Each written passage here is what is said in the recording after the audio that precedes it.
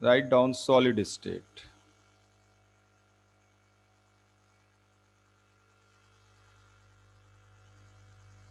इसमें सबसे पहली बात तो दिमाग में ये आती है कि इस चैप्टर का नाम सॉलिड स्टेट क्यों रखा।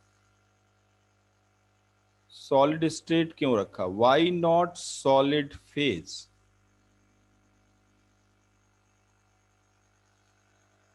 सॉलिड फेज रख देते तो क्या हो जाता। सॉलिड स्टेट क्यों रखा, वाई नॉट सॉलिड फेज।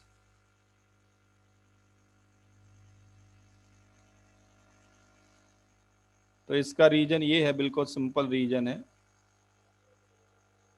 आपको मालूम होना चाहिए difference between state and phase. What do we mean by change in state. Change in state, change in state का मतलब है any change, any change in property of system. यहां पर system solid हो गया। Any change in property of system is known as change in state। Any change, जैसे आपने liquid को वेपर में कन्वर्ट कर दिया तो ये चेंज इन स्टेट है। या आपके पास कोई सॉलिड है, सॉलिड से सॉलिड बना, ये 50 डिग्री सेल्सियस पे है, बाद में 70 डिग्री सेल्सियस हो गया, हीट कर दिया। तो लिक्विड से वेपर बनना या सॉलिड को हीट कर देना, सॉलिड मेंटेन्ड है बट हीट कर दिया, तो ये सब कहलाते हैं चेंज इन स्टेट। कोई भी चेंज करो, any change, that change is known as change in state. लिख लो इसको जल्दी। Any change in the property of the system is known as change in state.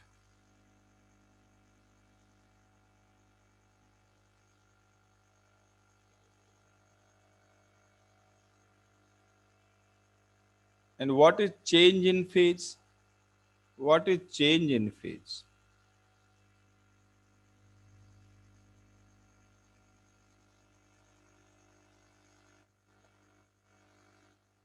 तो चेंज इन फेज क्या होता है,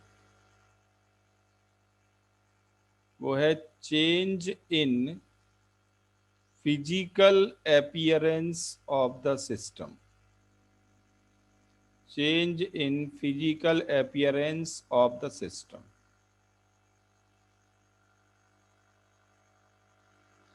change in physical appearance of the system।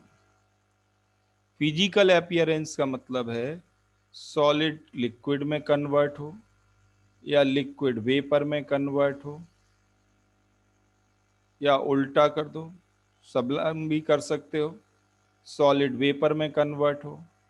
if there is change in physical appearance means solid liquid gas, तो ये सारे changes कहलाते हैं change in phase. तो आप डेफिनेशन से समझ सकते हैं आसानी से कि इनमें से बिगर वर्ड कौन सा है, स्टेट या फेज। कौन सा बिगर वर्ड है, तो बिगर वर्ड है change in state. State bigger word है as compared to change in phase. Change in phase limited है but change in state could be used anywhere. तो आप कह सकते हैं all change in phases are also change in states. All change in phases are also change in states, but converse is not true.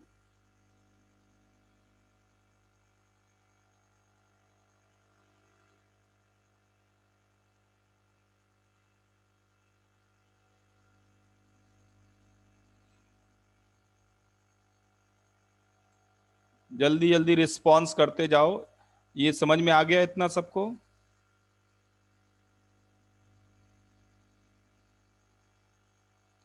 Difference between state and phase. और proper notes बनाते जाना है, मैं आपको बता दूं। अगर आप नोट्स नहीं बनाते तो आपको मैं कोई हेल्प नहीं कर पाऊंगा, आप शाम तक सारा भूल जाएंगे। जैसे क्लास चल रही है बिल्कुल वैसे ही आपको सोचना है।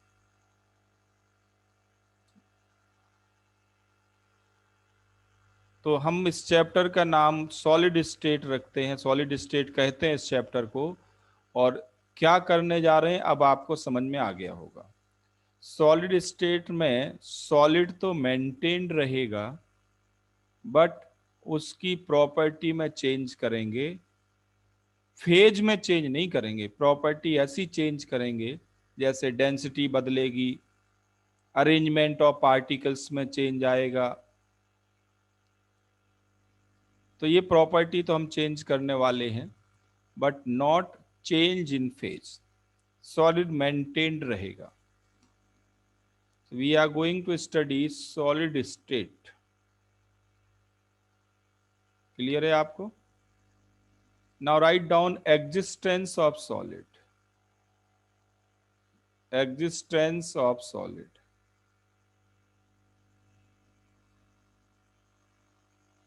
सॉलिड एग्जिस्ट कब करेगा?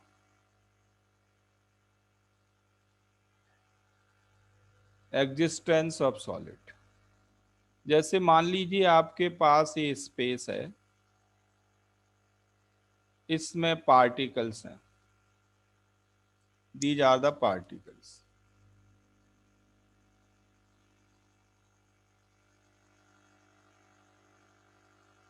ये कोई स्पेस है, इसमें ये पार्टिकल्स हैं।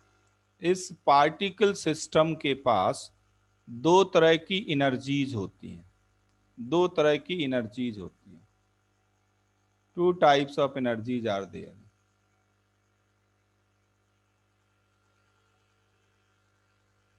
कौन सी दो तरह की एनर्जीज होती हैं? एक तो होती है थर्मल एनर्जी।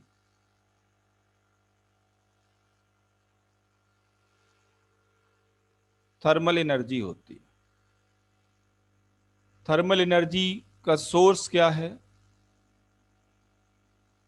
थर्मल एनर्जी का सोर्स क्या है? तो वो है it is due to temperature of the system.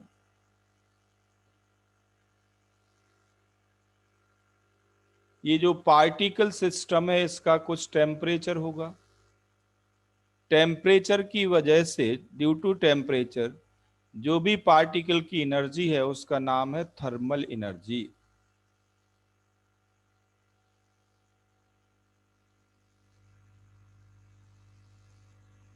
और थर्मल एनर्जी कैसे अपीयर होती है, किस फॉर्म में फिजिकली डिमॉन्स्ट्रेट होती है? It appears, thermal energy appears in the form of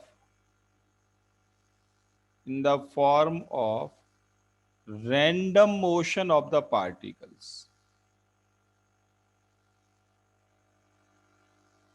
Random motion of the particles.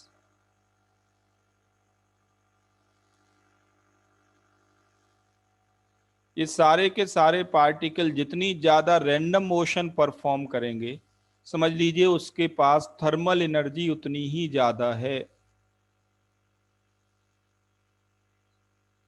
Thermal energy का मतलब है रैंडम मोशन। आपको सोचो, लैंग्वेज में, लोकल लैंग्वेज में, कोई कोई ऐसा इंसान है जो घूमता ही रहता है, चलता फिरता रहता है, बैठा नहीं दिखता, तो आप उसमें क्या कहते हो कि इसमें बहुत गर्मी है, ये तो शांति नहीं रहता, यही बोलते हो ना? तो बहुत गर्मी है का क्या मतलब है? इसका मतलब यही है कि उसका टेम्परेचर हाई है, एनर्जी ज्यादा है उसके पास। एक बहुत गर्मी है, घूमता रहता है, तो ये एक तरह से फॉर्म ऑफ एनर्जी है। और जो गर्मी शब्द यूज कर रहे हैं that is for thermal energy. तो ये तो लोकल यूसेज की बात कर रहा हूं मैं। तो अगर किसी सिस्टम और पार्टिकल्स के पास थर्मल एनर्जी ज्यादा है तो वो किस फॉर्म में अपीयर होती है? तो thermal energy appears in the form of random motion. अब जरा सोचिए और बताइए कि ये थर्मल एनर्जी पार्टिकल्स को पास पास आने के लिए इंस्पायर करेगी या दूर दूर जाने के लिए?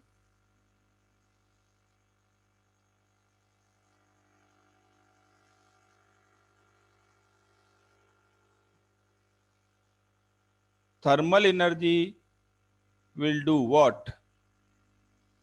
It will bring particles closer or far away.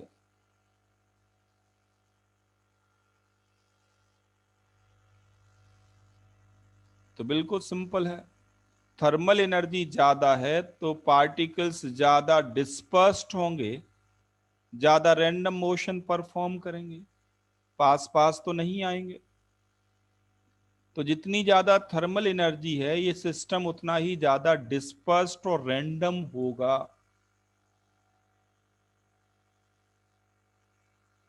But एक एनर्जी और होती है, उसको कहते हैं इंटरेक्शन एनर्जी।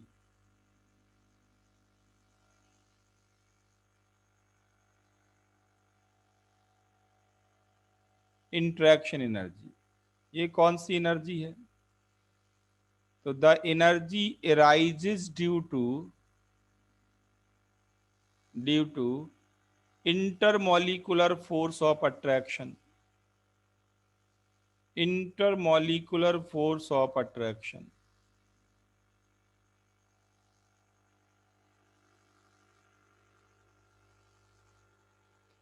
दो पार्टिकल में फोर्स ऑफ अट्रैक्शन से जो एनर्जी आएगी, that energy is known as interaction energy.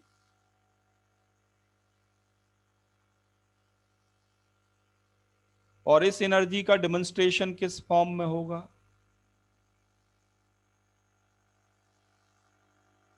ये एनर्जी अपीयर होगी ठीक अपोजिट थर्मल एनर्जी के, opposite to that of thermal energy.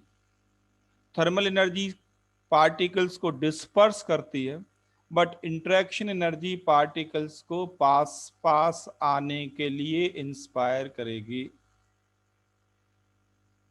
जितनी ज्यादा इंटरेक्शन एनर्जी होगी पार्टिकल्स उतने ही क्लोज आएंगे।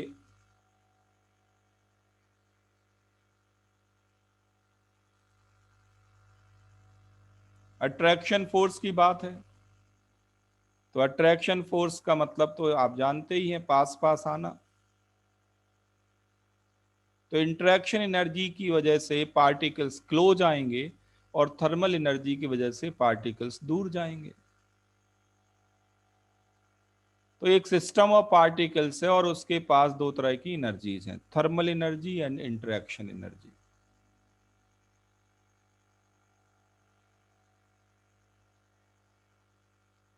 एक एनर्जी पार्टिकल्स को दूर दूर भेजती है और दूसरी एनर्जी पार्टिकल्स को पास पास लाती है। ये बिल्कुल अपोजिट नेचर की एनर्जीज हैं।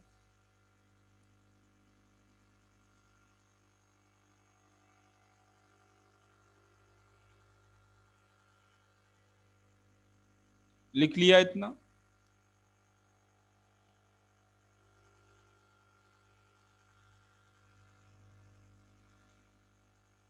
अब अगर आपको चाहिए solid phase of this particle system, ये पार्टिकल सिस्टम सॉलिड फेज में कब आएगा, कौन सी एनर्जी डोमिनेट करनी चाहिए?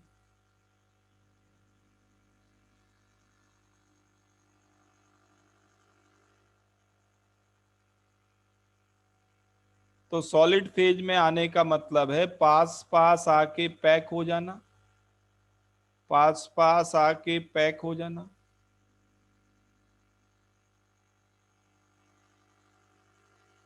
तो interaction energy must will be greater than or much greater than thermal energy। Interaction energy और थर्मल एनर्जी में इंटरेक्शन एनर्जी डोमिनेट करनी चाहिए और विद ग्रेटर मैग्नीट्यूड। तब आपको मिलेगा solid state of the system of particles. For solid state interaction energy should be much greater than the thermal energy.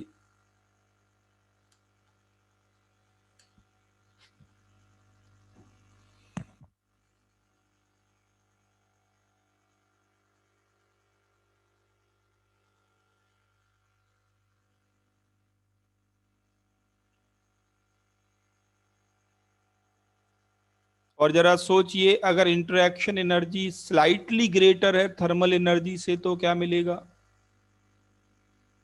Slightly greater.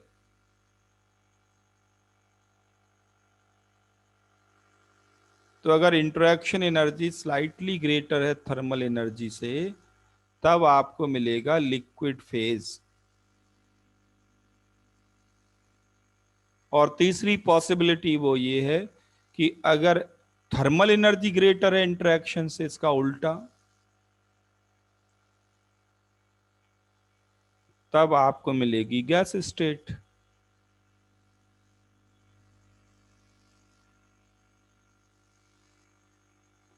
तो condition समझ में आ गई आप सबको?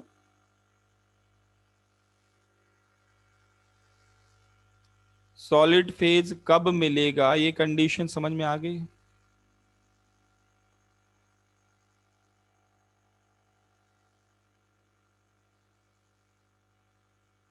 अब जरा सोचिए, ध्यान देना। इंटरेक्शन एनर्जी डोमिनेट कर रही है थर्मल एनर्जी पे, ठीक है? तो पार्टिकल्स पास पास आएंगे। जब पार्टिकल्स पास पास आएंगे तो दो पॉसिबिलिटी। जब पार्टिकल्स पास पास आएंगे तो टू पॉसिबिलिटीज। कौन कौन सी two possibilities? About the arrangement of particles. The particles may arrange orderly or particles may arrange disorderly. Both possibilities are there. Yes or no?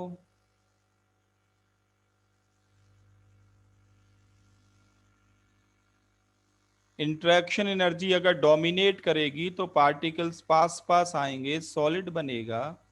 और दो पॉसिबिलिटी हैं कि पार्टिकल्स ऑर्डरली अरेंज हों या डिसऑर्डर्ड रहें। पास पास तो आए बट नो सर्टेन ऑर्डर।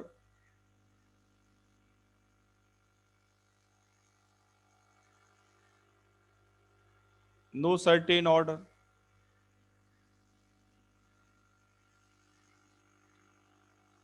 आप बता सकते हो कब ये ऑर्डरली अरेंज होंगे और कब ये डिसऑर्डरली अरेंज होंगे? कैसे ये डिसाइड करेंगे कि ऑर्डरली अरेंज होंगे और अब ऑर्डरली नहीं होंगे, डिसऑर्डर्ड होंगे? How do we decide this?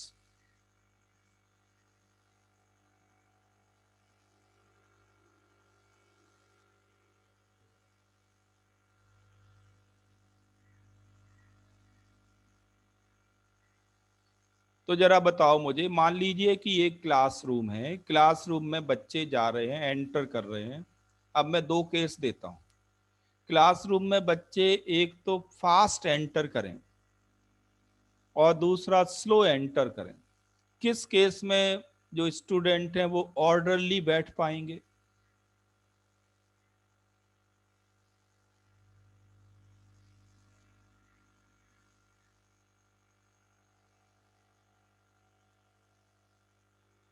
बिल्कुल ठीक आंसर है। जितना स्लो एंटर करेंगे क्लास में वन बाय वन, तो ऑर्डरली अरेंज्ड होंगे, ऑर्डरली बैठ पाएंगे।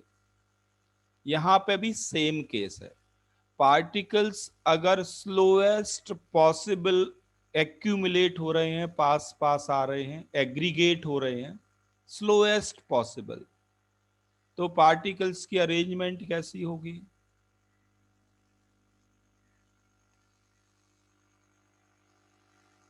पार्टिकल्स की अरेंजमेंट होगी ऑर्डर्ड। और जितना स्पीड बढ़ाते जाएंगे पैक होने की, पास पास आने की, उतना ही डिसऑर्डर्ड होगा। जरा इमेजिन करो, परफेक्ट ऑर्डर पार्टिकल्स का कब मिल सकता है? क्या कभी परफेक्ट ऑर्डर मिल सकता है? और अगर मिल सकता है तो कब मिलेगा परफेक्ट ऑर्डर?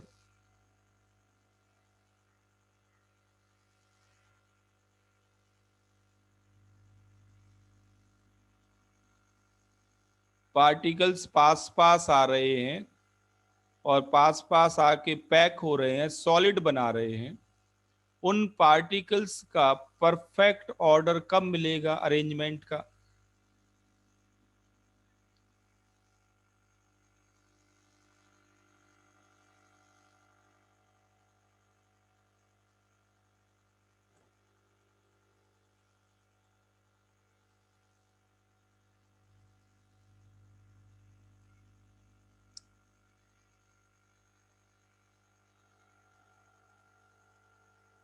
तो आंसर है परफेक्ट ऑर्डर तब मिलेगा जब particles infinitely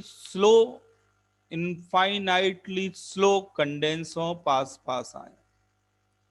accumulation process accumulation process कैसा होना चाहिए? एक्यूमुलेशन प्रोसेस कैसा होना चाहिए? एक्यूमुलेशन प्रोसेस होना चाहिए infinitely slow.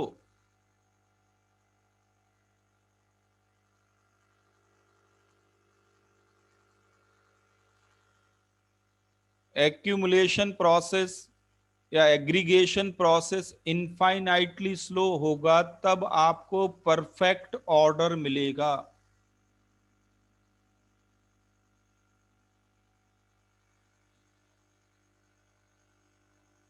Is it clear to all of you?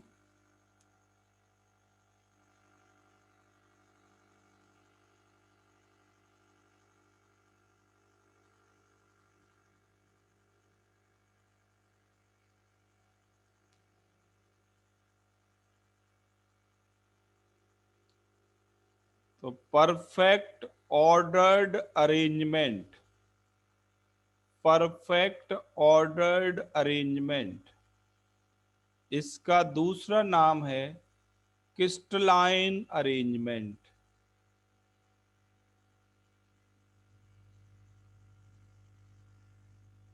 तो क्रिस्टलाइन अरेंजमेंट आपको कब मिलेगी? क्रिस्टलाइन अरेंजमेंट आपको कब मिलेगी? परफेक्ट ऑर्डर्ड अरेंजमेंट आपको कब मिलेगी? When the aggregation of the particles is infinitely slow.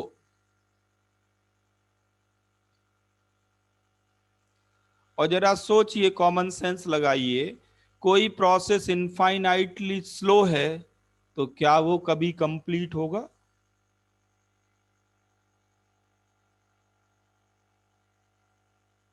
भाई इनफाइनाइटली स्लो है तो इनफाइनाइट टाइम लेगा कंप्लीट होने में।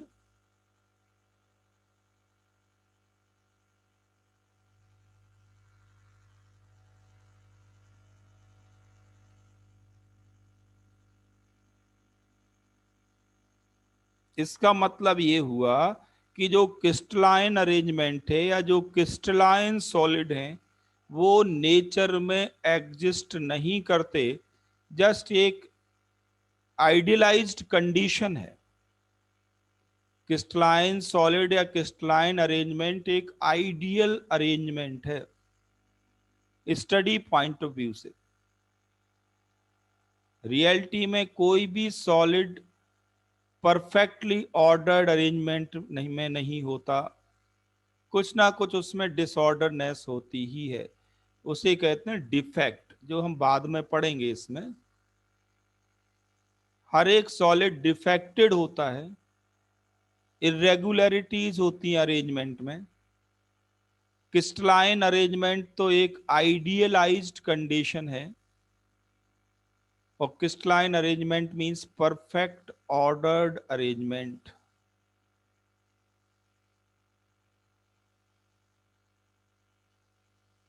जैसे याद कीजिए, गैस स्टेट में मैंने आपको बताया था कि आइडियल गैस एग्जिस्ट नहीं करती। ये तो जस्ट एक इमेजिनेशन है, ये एक आइडियलाइज्ड कंडीशन है या स्टैंडर्ड हमने बना दिया कि अगर आइडियल गैस है तो ऐसी होगी। लाइकवाइज अगर कोई क्रिस्टलाइन सॉलिड है तो परफेक्टली ऑर्डर्ड अरेंजमेंट में होगा।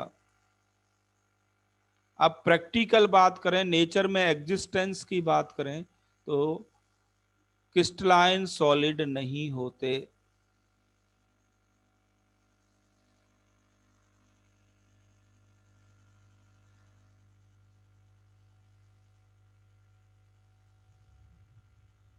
बात समझ में आ गई आप सबको? कुछ ना कुछ उसमें डिसऑर्डरनेस होती है, इरेगुलरिटी होती है। तो based on packing there are two types of solids. Based on packing there are two types of solids. Based on packing there are two types of solids. Number one, crystalline solid, and number two, amorphous solid.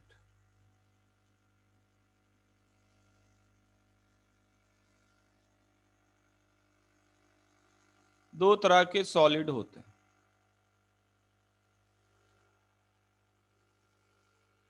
Crystalline solid में क्या होगा?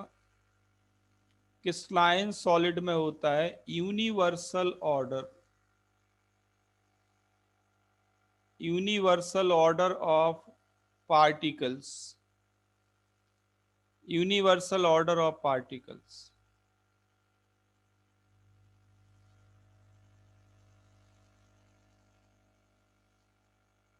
Amorphous solid में क्या होगा?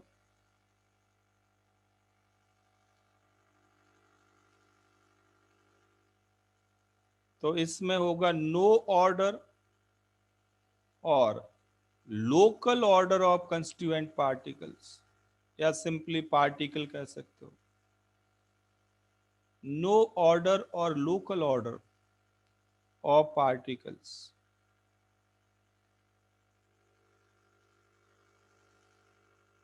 या तो कोई order ही नहीं होगा, या ऐसा लगेगा कि एक छोटे से पार्ट में ऑर्डर्ड है।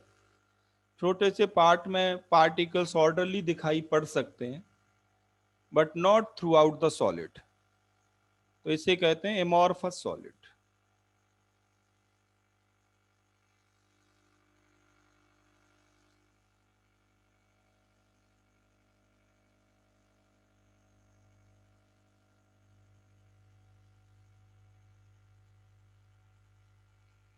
क्लियर है आप सबको? एमॉर्फस वर्ड की आप जरा मीनिंग पे जाओ। ए का मतलब होता है नॉट, और मॉर्फ का मतलब होता है शेप और बनावट और अरेंजमेंट। आपने पढ़ा होगा मोर्फोलॉजी, बायो वाले जानते होंगे। जियोलॉजी पढ़ी है तो आपने पढ़ा होगा मेटामॉर्फिक रॉक्स होती है, मेटामॉर्फिक। तो मॉर्फ का मतलब होता है शेप, ए का मतलब होता है नॉट।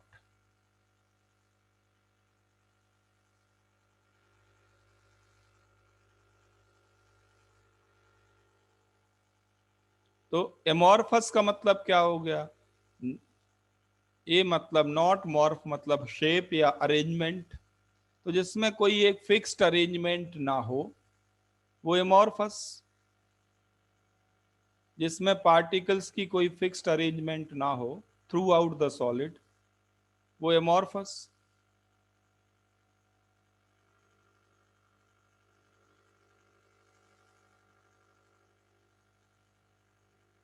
तो जो एमॉर्फस सिलिकॉन होता है, ये ऑब्जेक्टिव में क्वेश्चन आता है कि फोटोवोल्टेइक सेल में कौन यूज होता है। तो amorphous silicon is used in photovoltaic cell.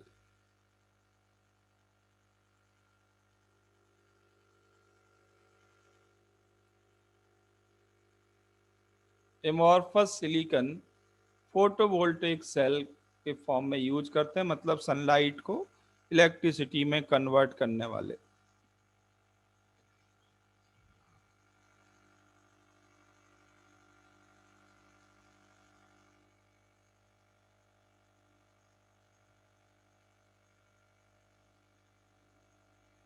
ठीक है। और जो ग्लास है, आपके विंडो जो लगी हुई है, ग्लास भी एमॉर्फस है।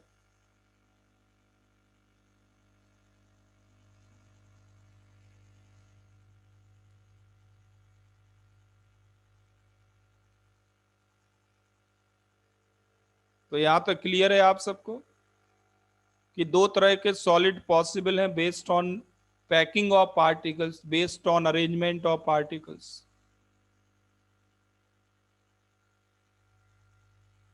तो अपने आप को बिल्कुल जीरो से ओरिजिनेट करना, बिल्कुल ग्रास रूट से ओरिजिनेट करना, और सोचना कि कैसे सॉलिड बन सकता है, कौन सी एनर्जी डोमिनेट करनी चाहिए।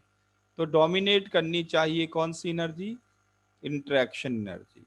इंटरेक्शन एनर्जी की वजह से पार्टिकल्स पास पास आएंगे, पास पास आएंगे तो पैक होंगे, अरेंज होंगे।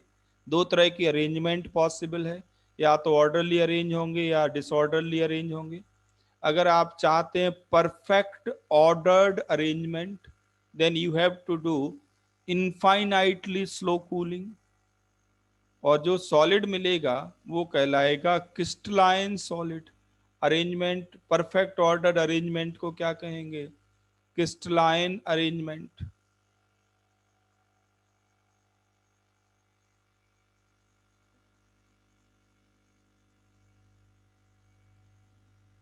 क्लियर है यहां तक सबको?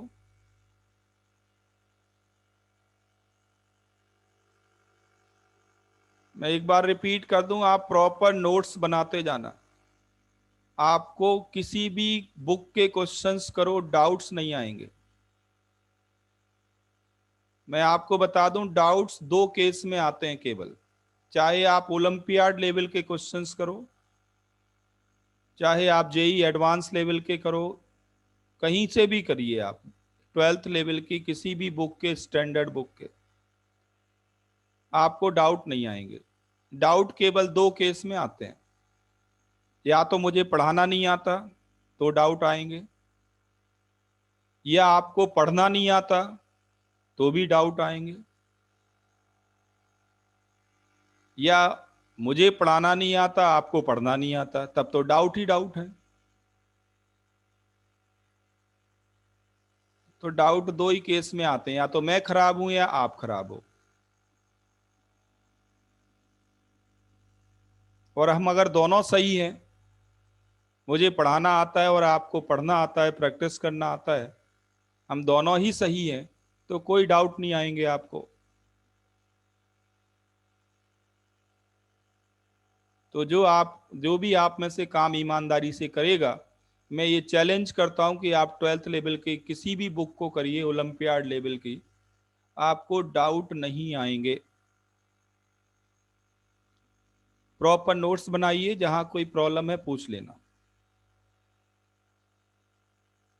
तो दो तरह के सॉलिड पॉसिबल हैं, crystalline solid and amorphous solid. ठीक है। Now write down differences between crystalline and amorphous solid. Differences between crystalline and amorphous solid. तो पहला कॉलम बना लो आप क्रिस्टलाइन सॉलिड का, और दूसरा आप बना लो एमोर्फस सॉलिड का।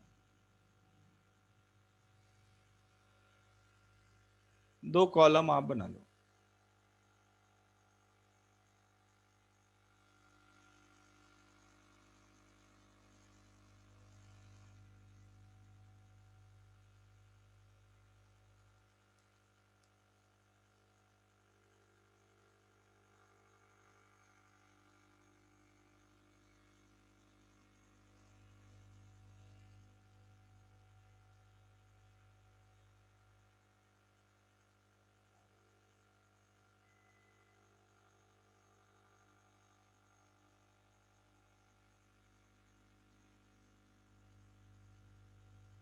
जल्दी करो, लिख लिया इसको? पहला डिफरेंस लिखो। पहला डिफरेंस तो डेफिनेशन का ही लिख लो, डेफिनेशन का। क्रिस्टलाइन सॉलिड में लिखो universal order, universal order of constituent particles.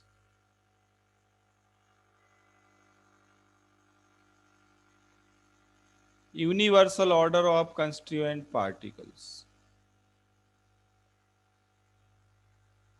और एमॉर्फस में लिखो नो ऑर्डर, नो ऑर्डर और local order of constituent particles.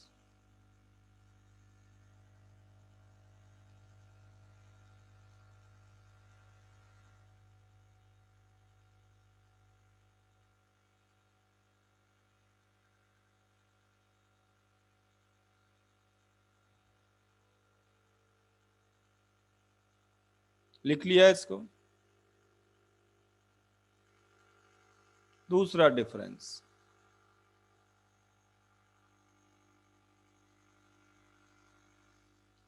Crystalline solid होते हैं ट्रू सॉलिड,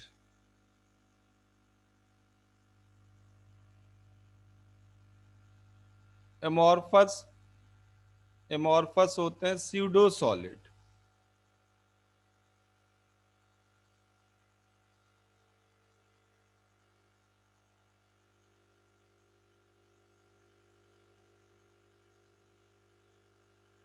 मतलब ये सॉलिड नहीं है, सॉलिड जैसे दिखते हैं, स्यूडो मतलब जो हो ना वो दिखाई पड़े, फॉल्स।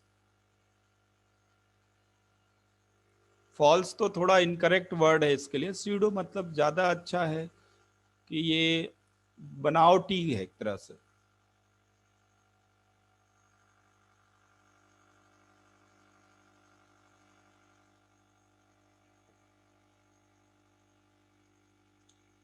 कैसे कहेंगे कि एक ट्रू सॉलिड है और एक स्यूडो सॉलिड है? क्या ऐसा हमारे पास ऑब्जर्वेशन है? ऑब्जर्वेशन क्या है? तो अगले पेज पे देखो, आप एक पॉइंट लिखो, अगले पेज पे एक्सप्लेनेशंस लिखो, ध्यान दो।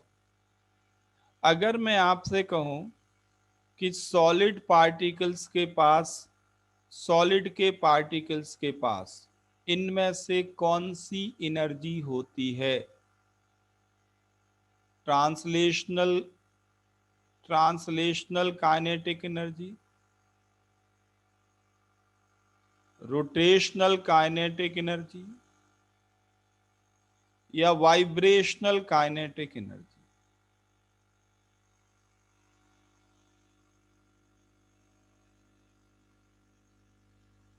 सॉलिड के पार्टिकल्स के पास इनमें से कौन सी एनर्जी होती है?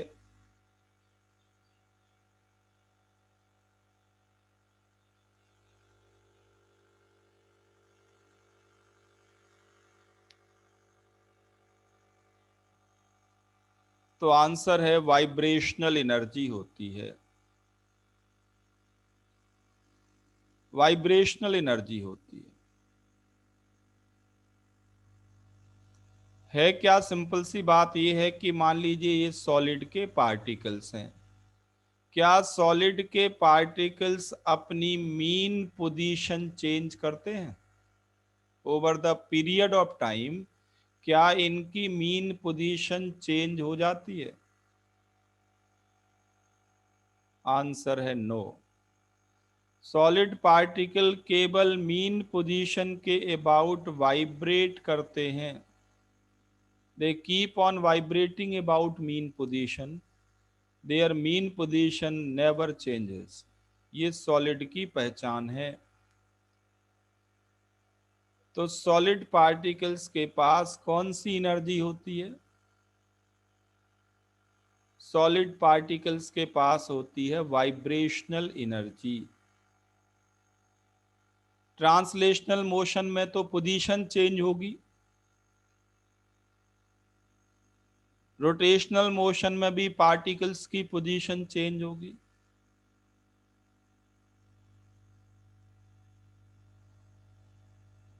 वाइब्रेशनल मोशन में पार्टिकल्स की मीन पोजीशन चेंज नहीं होती।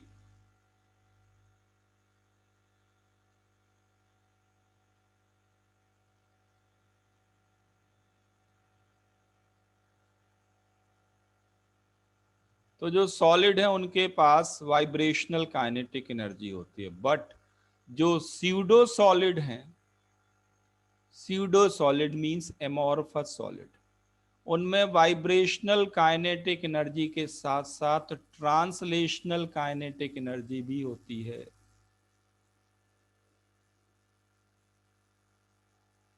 स्यूडो सॉलिड्स, इनमें translational kinetic energy as well as vibrational energy दोनों होती है। और इसी वजह से ये स्यूडो सॉलिड हैं, इसी वजह से इनकी मीन पोजीशन चेंज हो जाती है,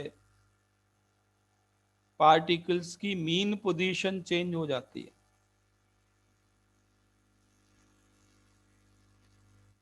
तो कोई आपसे पूछे कि एमॉर्फस सॉलिड को स्यूडो सॉलिड क्यों कहते हैं, तो आप लिखोगे कि सॉलिड का मतलब है no change in mean position over the period of time. No change in mean position of particles over the period of time.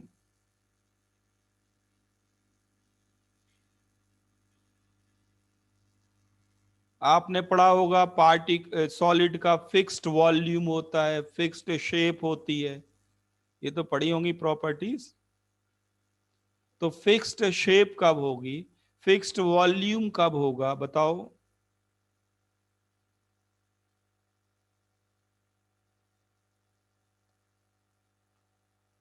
when there is no change in mean position।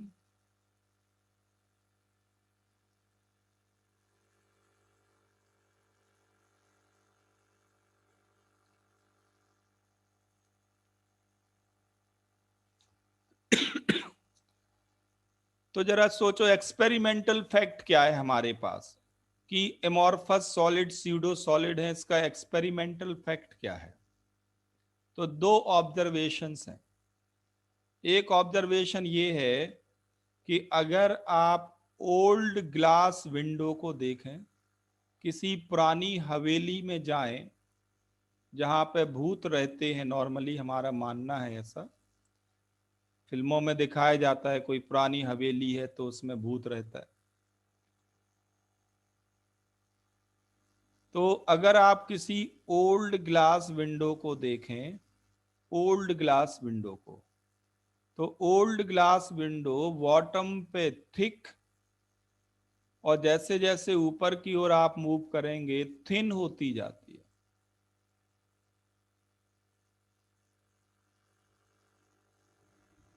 Bottom पे thick और ऊपर thin होती है।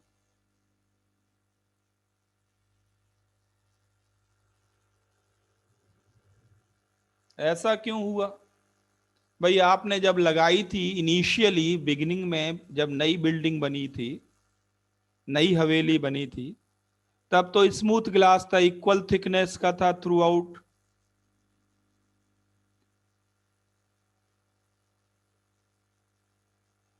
फिर ऐसा क्या हो गया कि नीचे थिक हुआ ऊपर थिन हो गया,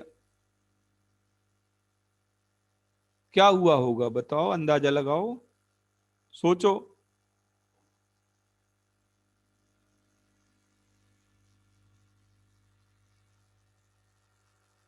इसका मतलब बिल्कुल साफ है कि पार्टिकल्स ने अपनी मीन पोजीशन चेंज की, पार्टिकल्स डाउनवर्ड मूव कर गए, मीन पोजीशन चेंज करके डाउनवर्ड आ गए, तो lower part of glass window thick हो गया और अपर पार्ट थिन।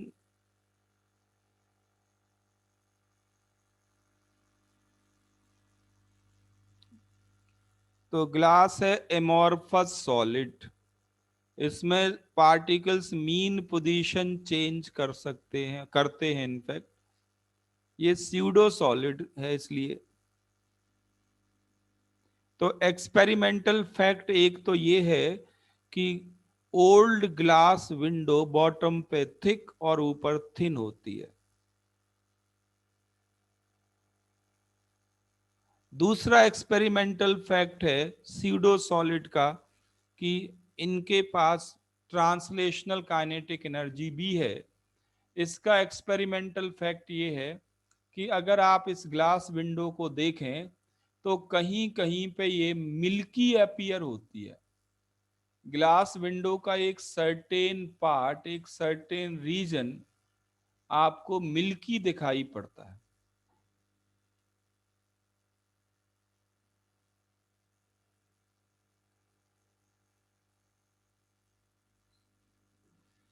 ये जो मिल्की बनता है पार्ट, ये मिल्की होता है due to ordered arrangement of particles in that reason.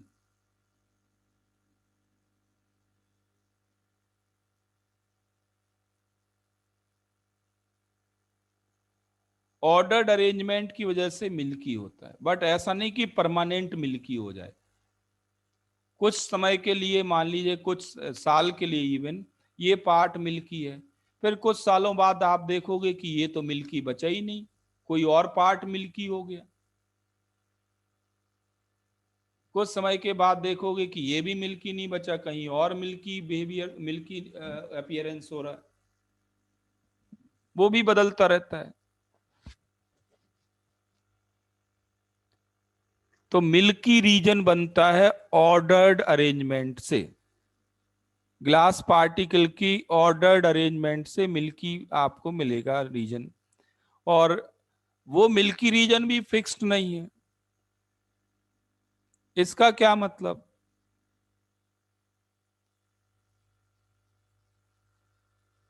इसका ये मतलब है कि पार्टिकल्स अपनी मीन पोजीशन चेंज करते हैं, लगातार चेंज कर रहे हैं।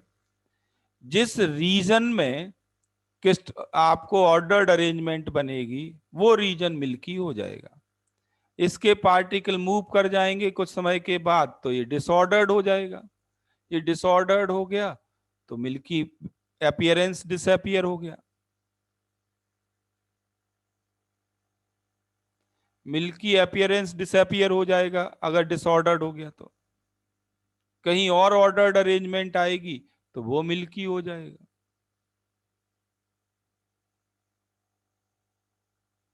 तो मिल्की रीजन भी फिक्स्ड नहीं होता।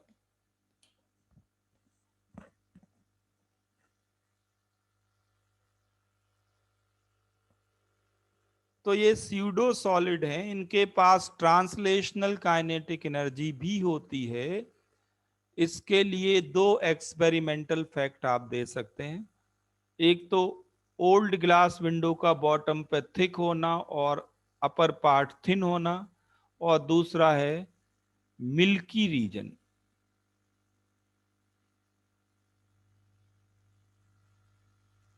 ये दोनों पॉइंट ट्रू सॉलिड में एब्सेंट होंगे। ये दोनों एक्सपेरिमेंटल फैक्ट ट्रू सॉलिड में एब्सेंट होंगे।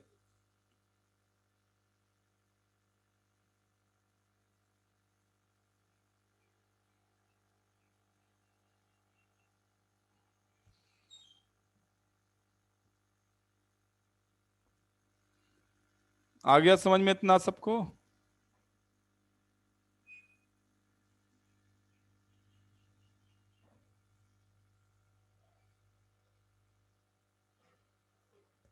थर्ड पॉइंट लिखो, थर्ड वन।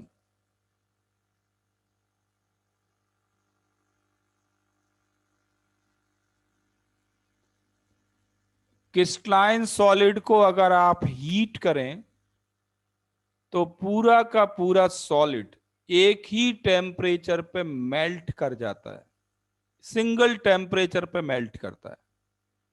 तो हम ये कहते हैं कि क्रिस्टलाइन सॉलिड का शार्प मेल्टिंग पॉइंट होता है। Sharp melting point means entire crystalline solid melts at single temperature।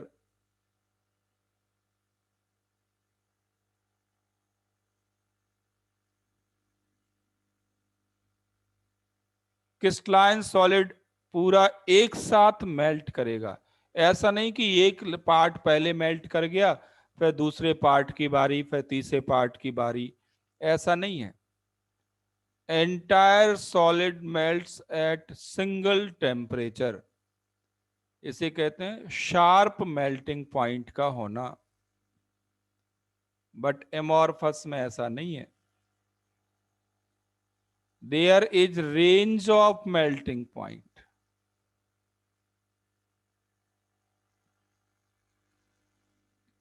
Range of melting point मतलब ये है कि आपको पूरा सॉलिड एक साथ लिक्विफाइड फॉर्म में नहीं मिलेगा। कभी आप घर पे ये प्रैक्टिकल करना और देख सकते हो, आप जाओ जाओ जहाँ पे ग्लास वर्क होता हो उनके पास जाके आप देख भी सकते हो। जैसे ग्लास पीस है, ग्लास पीस के जिस पार्ट की आप हीटिंग करेंगे वो पार्ट मेल्ट कर जाएगा, जिस पार्ट की आप हीटिंग करेंगे वो पार्ट तो लिक्विफाई हो जाएगा, बाकी सॉलिड बना रहेगा। पूरा का पूरा ग्लास एक टेम्परेचर पे मेल्ट नहीं करेगा।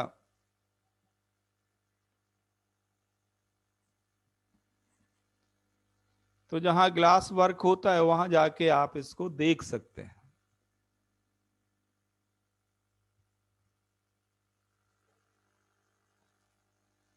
मीनिंग क्लियर है आप सबको शार्प मेल्टिंग पॉइंट की और रेंज ऑफ मेल्टिंग पॉइंट की?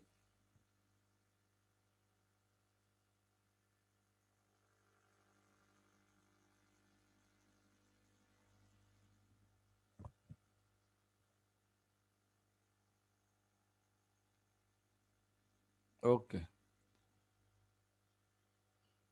नेक्स्ट डिफरेंस लिखो, फोर्थ वन।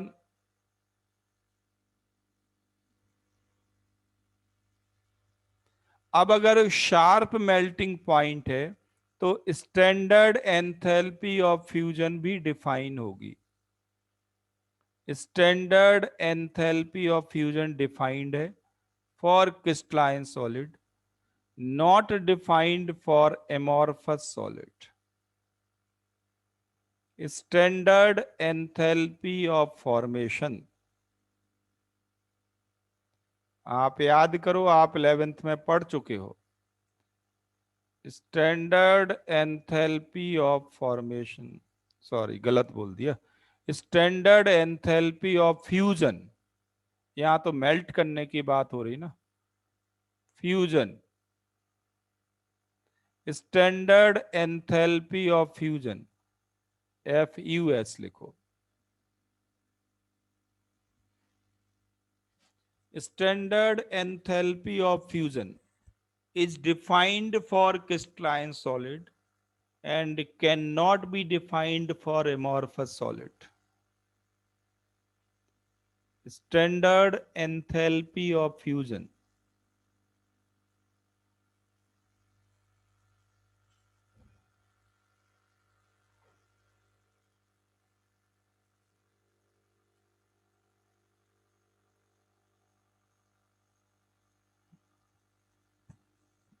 जल्दी करो, लिख लिया इसको?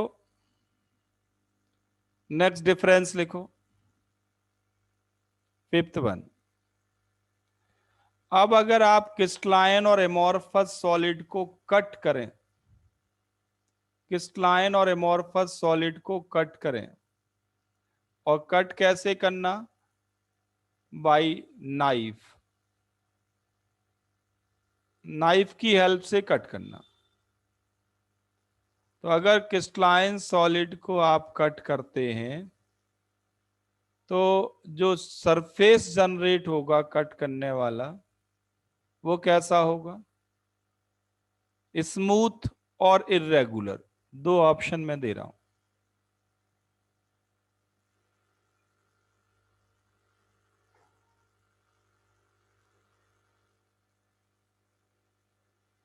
तो क्रिस्टलाइन सॉलिड में जो कटिंग सरफेस होगा उसे वो रेगुलर होगा और एमॉर्फस में इरेगुलर होगा। इसे कहते हैं क्लीवेज प्रॉपर्टी, क्लीवेज प्रॉपर्टी कहते हैं इसको।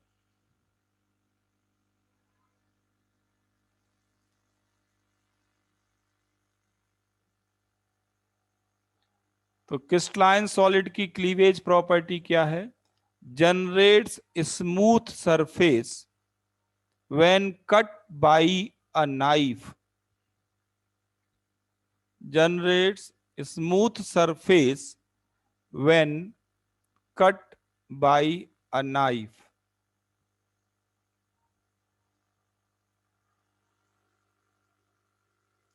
किताबों में लिखा होता है शार्प नाइफ।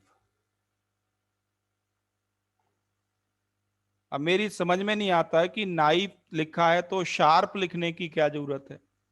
भाई नाइफ होगा तो शार्प ही होगा ना, वरना उसको नाइफ क्यों कहना।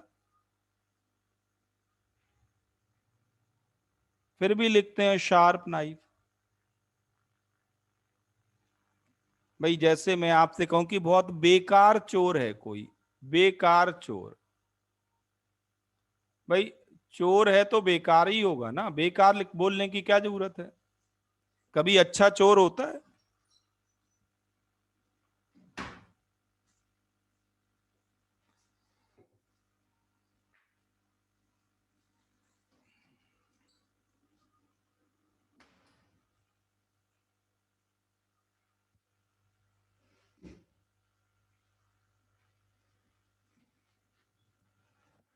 देखो, ये इंग्लिश की वीकनेस है, ज्यादा डिटेल में मैं जाना नहीं चाहता।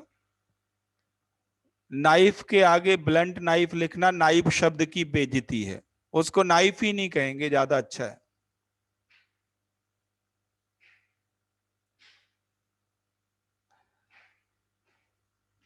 देखो, एक वर्ड यूज होता है कैटालिस्ट। कैटालिस्ट वर्ड यूज हमेशा होता है पॉजिटिव सेंस में, पॉजिटिव सेंस में ये वर्ड यूज होता है। अब कई बुक्स में लिखा होता है निगेटिव कैटालिस्ट, इसका क्या मतलब? रियलिटी में कैटालिस्ट के आगे निगेटिव वर्ड लगाना ही नहीं चाहिए, बट लगा होता है, किताबों में लिखा होता है, हम अंग्रेज तो है नहीं। तो चलो वो डिफरेंट स्टोरी है।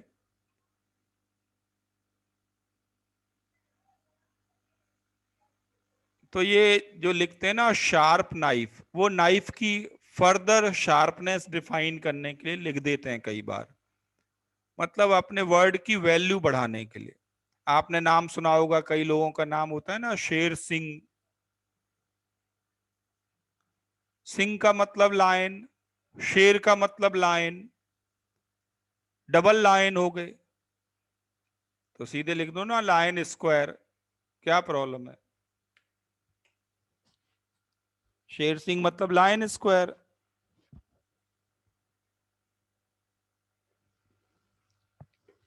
आया समझ में?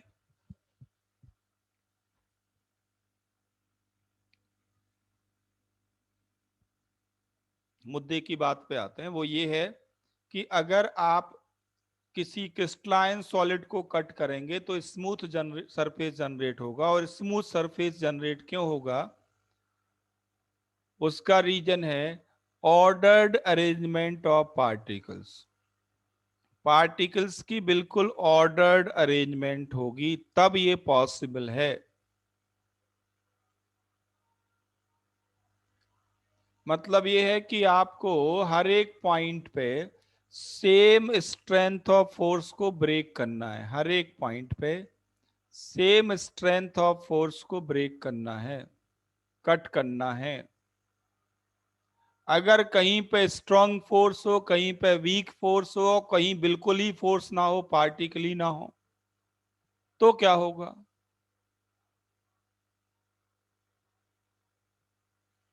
तो क्या रेगुलर सरफेस जनरेट होगा?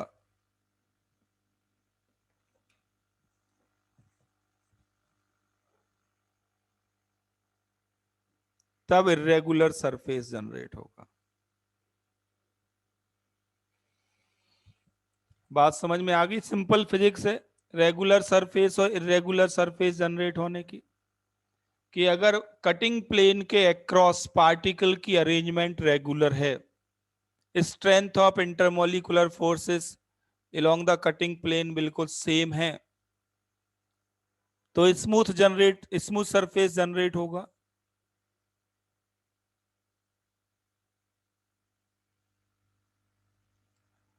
और अगर कहीं स्ट्रॉन्गर अट्रैक्शन है, कहीं वीक अट्रैक्शन हो, कहीं पार्टिकल्स ही नहीं है, इरेगुलर है सारा कुछ, तो सरफेस क्या स्मूथ जनरेट होगा? नहीं होगा। आप घर पे देख लेना, ग्लास को तोड़ के नाइफ से कट करके, जितने चाहे नाइफ से आप बड़े से शार्प नाइफ से कट करो, क्या होगा? स्मूथ सरफेस मिल जाएगा आपको?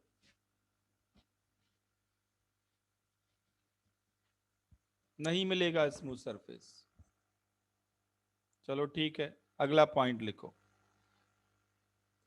तो इसमें क्लीवेज प्रॉपर्टी में लिख सकते हो generates smooth surface when cut by knife, और इसमें लिखेंगे आप irregular surface, irregular surface when cut by a knife.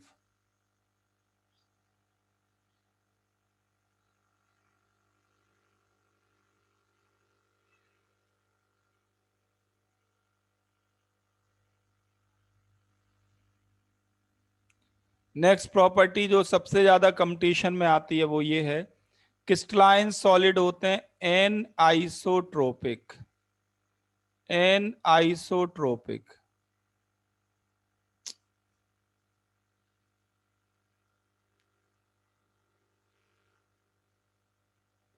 Crystalline solids are anisotropic and amorphous solids are isotropic. Amorphous solids are isotropic.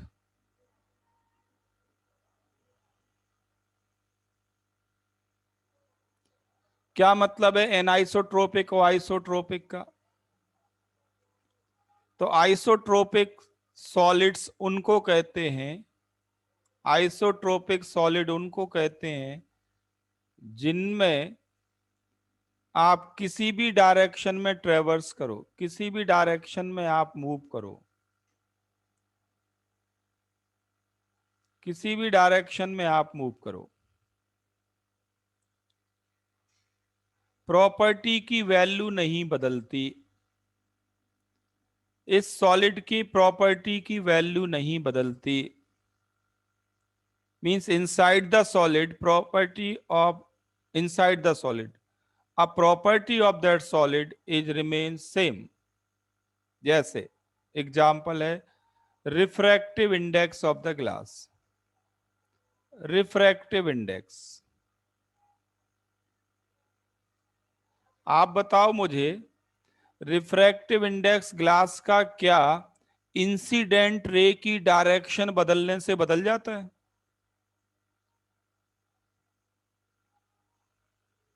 क्या glass के अंदर अलग अलग डायरेक्शन में रिफ्रैक्टिव इंडेक्स की वैल्यू डिफरेंट होती है? आंसर है नो। ग्लास के अंदर रिफ्रैक्टिव इंडेक्स की वैल्यू हमेशा सेम होगी, चाहे आप किसी भी डायरेक्शन में ट्रेवल करें। रिफ्रैक्टिव इंडेक्स 1.5 होता है ग्लास का, किसी भी डायरेक्शन में आप ट्रेवर्स करें, किसी भी डायरेक्शन में मूव करें। तो ऐसे सॉलिड कहलाते हैं आइसोट्रोपिक। बट अगर आप अलग अलग डायरेक्शन में करेंगे मूव और प्रॉपर्टी बदल जाए तो उन्हें कहते हैं एनाइसोट्रोपिक। जैसे आपने पढ़ा होगा फिजिक्स में कि कुछ सॉलिड ऐसे होते हैं, कुछ सॉलिड ऐसे होते हैं जिनके coefficient of thermal expansion, coefficient of thermal expansion different axis के लॉन्ग डिफरेंट होते हैं। कॉफिशिएंट ऑफ थर्मल एक्सपेंशन जैसे AgCl है, AgBr है, AgI है। AgI का coefficient of thermal expansion along x axis and along y axis different होता है, सेम नहीं होता।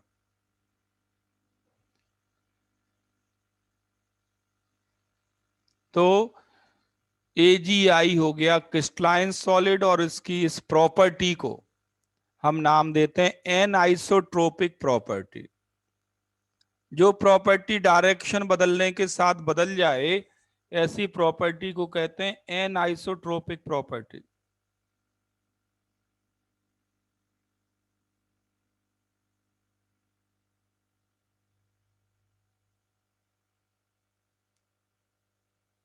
तो ऐसे कई सॉलिड हैं जिनमें डायरेक्शन बदलने के साथ प्रॉपर्टी बदल जाती है, और कई क्या क्रिस्टलाइन सॉलिड की कई प्रॉपर्टी है in fact. Not all properties, remember, not all properties, all properties of crystalline solids are not anisotropic properties. Only some properties of crystalline solids are anisotropic. But amorphous में तो all properties isotropic होंगी।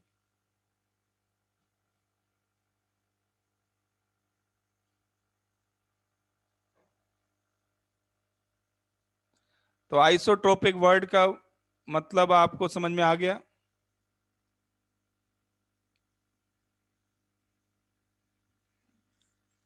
फिर से सुन लो, anisotropic and isotropic. पहली बात तो ये कि सारी प्रॉपर्टीज क्रिस्टलाइन सॉलिड की एनाइसोट्रोपिक नहीं होती। Few properties are anisotropic. Anisotropic property किसको कहते हैं? जैसे मैंने एक एग्जांपल लिया, coefficient of thermal expansion of AgI is anisotropic property.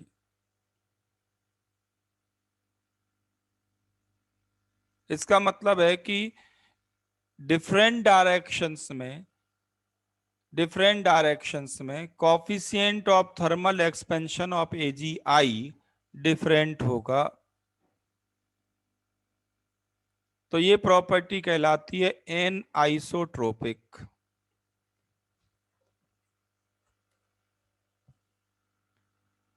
आ गया समझ में? इसका मतलब बिल्कुल साफ है। इसका मतलब बिल्कुल साफ है कि अगर आप अलग अलग डायरेक्शन में ट्रेवल करते हो सॉलिड के अंदर, तो पार्टिकल्स की अरेंजमेंट डिफरेंट मिलेगी।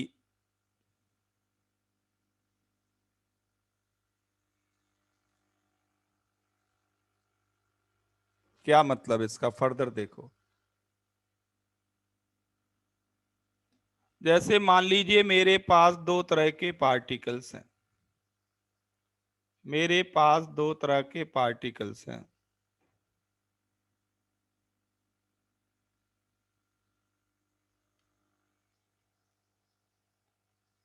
एक तो ये पार्टिकल है, पर ऑर्डर्ड है, ध्यान देना, ये भी ऑर्डर्ड है।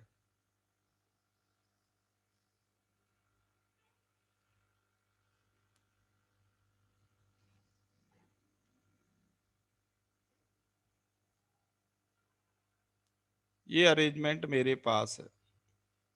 ये दो ऑर्डरली पैक्ड सिस्टम है, दो डिफरेंट पार्टिकल की पैकिंग से सॉलिड बना, ऑर्डर्ड है। अब अगर मैं ट्रेवल करूं इस डायरेक्शन में, तो इस लाइन के लॉन्ग तो एक टाइप के पार्टिकल आ रहे हैं। अगर मैं ट्रेवल करूं इस डायरेक्शन में, तो क्या इस लाइन के लॉन्ग एक तरह के पार्टिकल आ रहे हैं? नहीं आ रहे।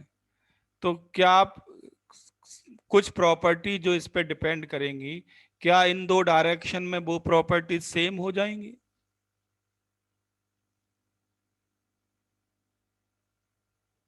डिफरेंट होंगी कि नहीं? तो डिफरेंट डायरेक्शन में ओवरऑल पार्टिकल अरेंजमेंट रेगुलर है, ध्यान रखना। ओवरऑल पार्टिकल अरेंजमेंट रेगुलर है, एक क्रिस्टलाइन सॉलिड है। बट सॉलिड के अंदर अगर दो डिफरेंट डायरेक्शन में ट्रेवल करें क्रिस्टलाइन सॉलिड में, तो आपको जो सीक्वेंस ऑफ पार्टिकल मिलेगा दो डायरेक्शन में, वो डिफर कर जाएगा।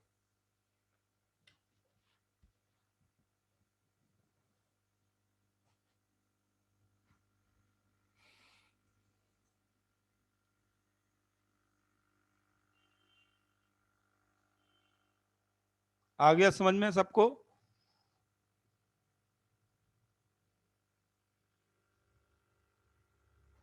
तो ये है difference in crystalline and amorphous solid.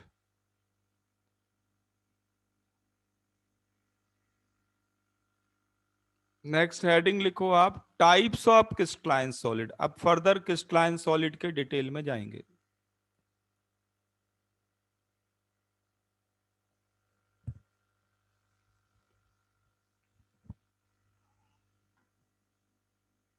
तो अभी मैं यहाँ पे आपको